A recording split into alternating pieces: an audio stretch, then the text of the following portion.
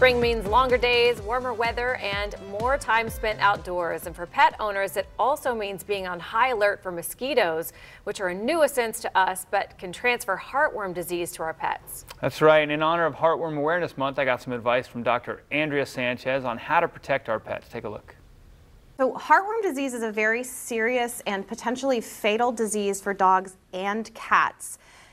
Heartworm disease is transmitted by mosquitoes. That's the insect that can transmit heartworms from an infected pet to an uninfected pet. And all it takes is one bite from a mosquito and your pet can get heartworm disease. Fortunately, even if your pet does get bitten by a mosquito and infected with heartworms, there is a prevention. There are several methods of prevention that can protect your dog or cat from ever getting heartworm disease.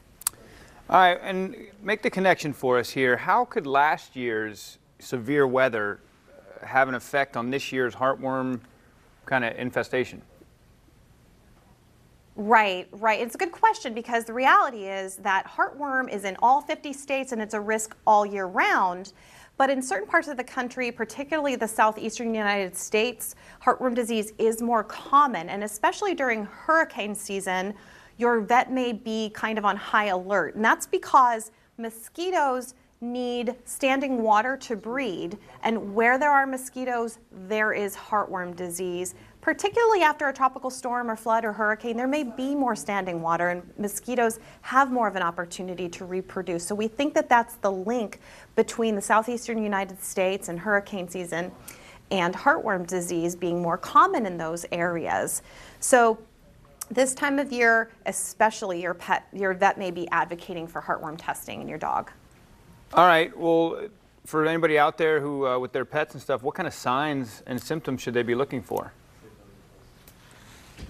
Right, so it can be very tricky to actually see the signs of heartworm disease in your pet without testing, and that's because by the time we see the signs, typically what we're seeing is already signs of congestive heart failure, which would mean that the heartworms have matured to the point where they have caused irreversible damage to the heart, the major blood vessels, the lungs, sometimes other organs. And if we get to that point, what we're going to see is potentially coughing, difficulty breathing, maybe a sort of a loss of stamina. The dog may not want to walk or play or run as much as it used to. Your vet would much rather have your pet tested before it can ever get to that point of irreversible damage, because it is kind of a sneaky disease otherwise and can be very, very hard to tell without testing.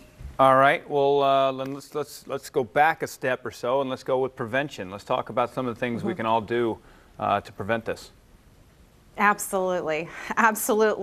Like most vets, I'd rather talk about prevention than testing or treating, because prevention is our #1 method of approaching heartworm disease. So there are lots of options for every pet. Oliver here, for example, takes a monthly pill called Trifexis, which also, it not only prevents heartworm disease, but it also protects him against fleas and intestinal worms. My dog at home, whose name is Frankie, he gets an injection every 6 months that prevents heartworms on an ongoing basis.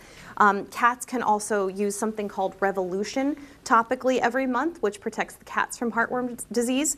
So there are lots of options, and it really just depends on your vet's opinion about your pet and your lifestyle. So talk to your vet about which option would be best for your pet. Appreciate your time, Doc. And Oliver, I appreciate your time as well. And Oliver, you are a good boy. I appreciate you being here. Thanks for joining us, Doc. He says you're a good boy. Thank you. There you go. Special thanks to Banfield Pet Hospital for bringing us that information.